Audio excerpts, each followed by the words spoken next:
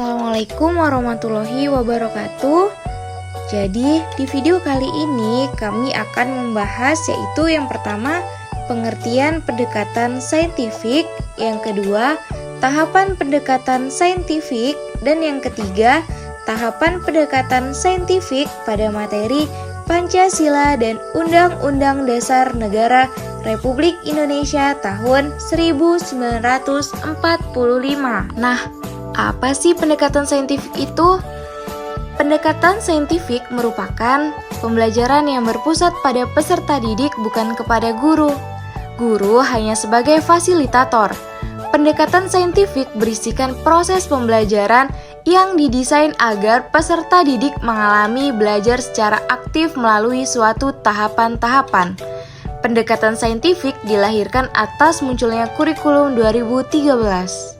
Tahapan pendekatan saintifik terbagi menjadi 5, yaitu yang pertama mengamati, yang kedua menanya, yang ketiga mencoba atau eksplorasi, dan yang keempat mengasosiasi, dan yang kelima mengkomunikasikan. Tahapan pendekatan saintifik pada materi Pancasila dan Undang-Undang Dasar Negara Republik Indonesia tahun 1945.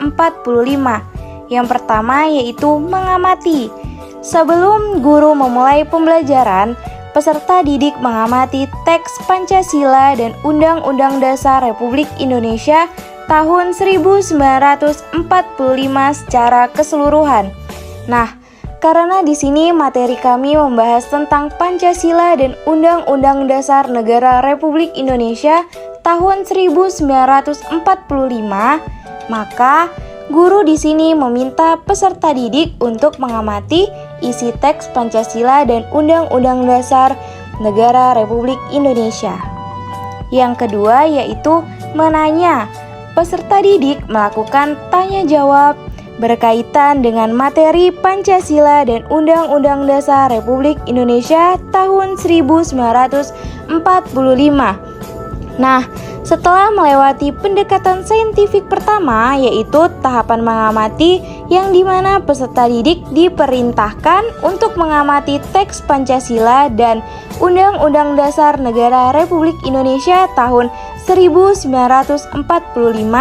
Selanjutnya, peserta didik diberikan kesempatan untuk bertanya jawab, yaitu seputar materi yang telah mereka baca atau yang mereka cermati.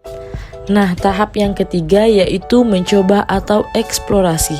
Maksudnya di sini yaitu kita sebagai guru memerintahkan kepada peserta didik untuk membuka buku dan memahami materi yang akan dipelajarinya, yaitu tentang Pancasila dan Undang-Undang Dasar Negara Republik Indonesia tahun 1945.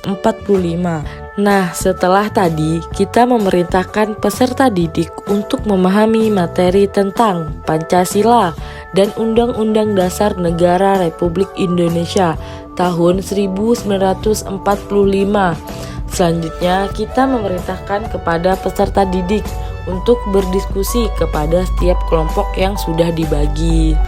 4. Mengasosiasi. Jadi, di bagian mengasosiasi di sini, peserta didik setelah mendapatkan hasil yang telah mereka temukan, selanjutnya kita sebagai guru memerintahkan kepada peserta didik untuk menuliskan hasil materi yang sudah didapat menggunakan bahasanya sendiri. Nah, tahap yang terakhir yaitu mengkomunikasikan. Jadi, pada tahap mengkomunikasikan ini, guru memerintahkan peserta didik untuk mempresentasikan hasil diskusi mereka yang telah peserta didik cari, dan kelompok lainnya dapat memberikan pertanyaan yang berhubungan dengan materi yang sudah dipresentasikan. Baik, itulah penjelasan dari kelompok kami. Kurang lebihnya mohon dimaafkan. Wabillahi taufiq wal hidayah. Wassalamualaikum warahmatullahi wabarakatuh.